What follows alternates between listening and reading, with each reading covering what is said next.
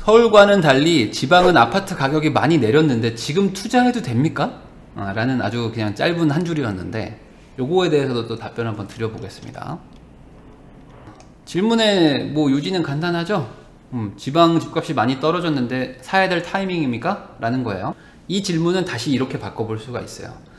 가격이 과거의 가격보다 많이 떨어지면 투자 가치가 있는 건가요? 라고 물어보는 거죠. 지금 과거에 5억짜리가 지금 3억까지 떨어졌는데요, 그러면 지금 살만한 타이밍 아닙니까? 라고 생각하시는 거예요. 이게 일견 맞는 것 같기도 할 거예요. 아마 대부분의 이제 투자에 별로 경험이 없는 분들은 그리고 5억짜리 3억까지 빠졌으면 싼 거 아닌가? 라고 생각하실 수 있는데, 결론만 말하면 잘못된 생각입니다. 잘못된 생각이에요.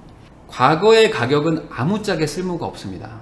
자, 지금의 가격보다 미래의 가격이 올라갈 것인가가 중요한 것이지, 과거가 얼마였는데 지금 빠졌으니까 상대적으로 너무 싸니까 지금 사야 되는 거죠 라는 거는 전혀 논리적이지도 않고요, 아무런 근거도 없는 얘기예요. 맞죠? 지금 3억이든 2억이든 그게 중요한 게 아니고, 내가 산 다음에 올라갈 겁니까? 아니면 내가 산 뒤에도 더 빠질 겁니까? 이거를 따져봐야 된다 이겁니다. 그래서 주식을 하는 분들이 이런 생각을 많이 해요. 만원 가던 게 3,000원까지 쭉 빠지니까 야 지금이 저점이야, 지금 들어가야 돼, 막 이러는 논리가 있어요. 3,000원 되면 그게 바닥인 줄 어떻게 알아요? 더 빠질 수도 있는데. 맞죠? 보통 나빠지는 회사들은 더 나빠져요. 그리고 좋아지는 회사들은 더 좋아지는 경우가 많죠. 그래서 오히려 주식을 잘 모르는 사람들은 오르는 거를 올라타는 게 돈을 더 벌죠. 빠지는 거에서 극적 반전을 이루는 걸 맞추기는 쉽지가 않거든요. 그거랑 비슷하다라고 생각하시면 돼요. 그러면 핵심은 이거죠. 핵심. 자, 지방 아파트가 왜 빠지는가? 이게 문제의 핵심이에요. 그러면 그 문제가 해결이 되면 앞으로 오를 것이고, 맞죠? 그 빠지게 만든 그 원인이 해결이 안 되면 더 빠질 수도 있는 거 아닙니까?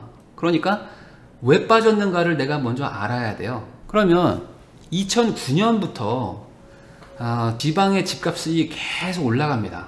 2008년까지는 지지부진했는데 2009년, 10년부터 막 조금씩 막 올라갔어요.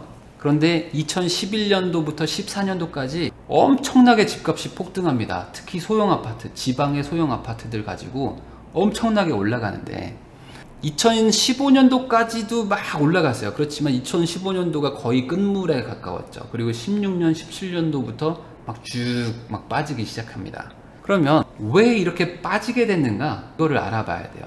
자, 2009년부터 조금씩 분위기가 좋아졌지만 2011년도부터 본격적으로 좋아졌는데, 그때의 이유는 서울에 이제 금융위기가 오면서 서울의 집값이 막 흔들리고 막 출렁거리고 그러면서 돈이, 이 부동산에 막 몰려있던 돈이 어디 갈 데가 없었는데, 우리나라 사람들 주식을 별로 좋아하지 않으니까. 근데 지방은 항상 찬밥이었거든요. 2010년 전에만 해도 지방에 집을 사가지고 돈 번다는 개념이 별로 없었어요.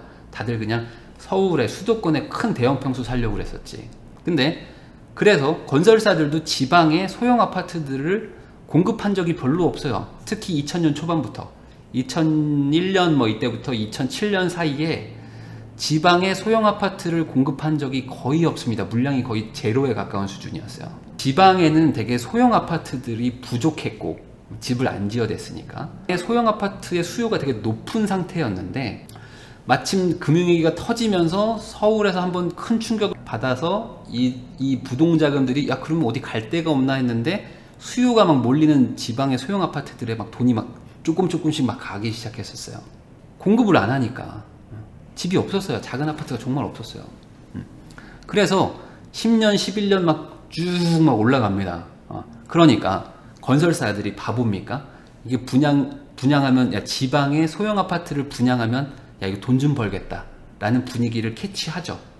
왜냐면 집값이 막 3, 4년간 쭉 올라가니까 사람들이 지방에 집을 사도 돈을 벌더라 라는 경험을 하게 되는 분위기를. 그래서 11년, 12년, 13년도부터 해가지고 지방의 아파트 분양이 미친 듯이 시작합니다. 엄청나게. 그런데 지방은 너무 좋죠. 왜냐면 온통 논밭이니까. 광주든 부산이든 조금만 가면 다 논밭이 막 많잖아요.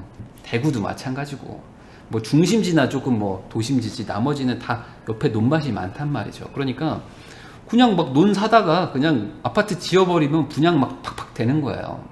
그때는 완전 호시절이었죠. 엄청 좋았잖아요. 대출 규제는커녕 뭐 아무것도 없었어요. 막 정부가 적극 권장하던 시절이었죠. 그러니까 뭐 대출도 많이 받고 뭐 다주택자 하세요 막 이렇게 했죠. 그리고 막 중도금 무이자도 해주고, 분양 받기만 하면 프리미엄이 몇 천씩 붙으니까 그거 팔아가지고 돈 또 벌어먹고, 이런 게 전반적으로 지방에서 막 성행했죠. 그러니까 또 15년도부터 또 분양이 막 더 폭발합니다. 원래도 분양이 많았는데 15년, 16년도에 분양을 더 많이 해요. 그 프리미엄 장사 해먹는 사람들한테 분양권 팔려고. 그런 게 지금 16년, 17년, 18년도에 막 계속 물량이 막 터져 나오는 거예요. 이제 막 입주가 시작되니까. 그러니까 옛날엔 수요가 적었죠. 그러니까 옛날엔 수요가 많았지만 공급이 적어서 올랐는데, 그게 공급이 수요를 추월하는 상황이 최근 2, 3년간 막 온 겁니다. 근데 지방이라는 데가 어디 수도권처럼 사람들이 막 너무 너도 나도 살고 싶어 하는 데인가요? 아니죠. 어떤 특정 지역에는 특정 수요가 한계치가 있잖아요. 서울처럼 무조건 무작정 올라오는 데가 아니란 말이죠. 그러니까 그 공급 과잉 현상이 지금 집값의 하락의 대세적인 원인이 된 거고요. 원인이 됐고. 그런데 지방의 경기가 추가적으로 죽어가고 있어요. 어디냐? 경남 지역 이런 데가 특히 그렇죠. 제조업으로 강한 지역들이 지금 죽을 수죠. 조선, 뭐 자동차 다 안 좋아요. 그리고 뭐 대구나 구미 쪽에 있던 IT 제조업체들도 공장을 막 서울 인근으로 막 옮깁니다. 조선업은 완전히 막 폭삭 주저앉았었고요. 지금 살짝 회복하고 있지만, 그러니까 공급은 많은데 기존에 돈 잘 벌던 대기업 생산직이나 대기업 관리직들이 떠나게 된다. 떠나게 되죠. 그러니까 수요는 또 급속도로 줄어드네요. 그러니까 집값이 지금 확 빠지는 데가 나타나는 거예요. 그러면 지금 그 원인이 해결이 됐나요? 자, 문제는 두 개라고 그랬죠. 원인이 두 개죠. 하나는 공급이 계속되고 있다는 점, 또 하나는 되게 튼튼한 대기업들이 무너졌다는 것. 튼튼한 대기업이 무너졌다는 이 두 가지 원인이 해결이 안 됐다. 맞죠? 그러니까 지금도 짓고 있는 집들이 많은데, 이 집이 다 지어지고 나서 시세에 다 반영이 되고 나야 공급의 이제 과잉이 끝날 것이고, 그런 문제가 하나는 해결되는 거고, 그 다음에 지방에서 양질의 일자리가 다시 살아나야지만 또 다른 문제가 해결이 되겠죠. 그러면 그 두 개가 해결될 때쯤 돼야 들어가겠죠. 그래야 내가 조금이라도 덜 위험하게 되는 거죠. 덜 위험하게 된다. 그러니까 원인이 해결된 뒤에 들어가도 늦지는 않다 라고 생각하시면 우선 제일 초보적인 마인드는 끝난 거예요.